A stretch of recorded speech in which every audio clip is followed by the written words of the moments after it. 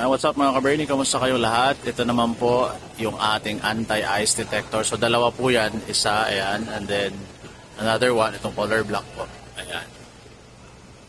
So anti-ice detector po which sends automatic signal, no? Para ma-detect natin ng systems natin, part ng ating anti-ice systems.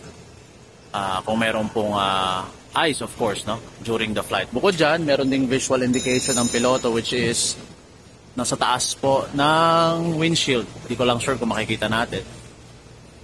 Ayun. So, kung makikita nyo po, meron tayo doon. Ayan. Yung parang nakaprotrude, no?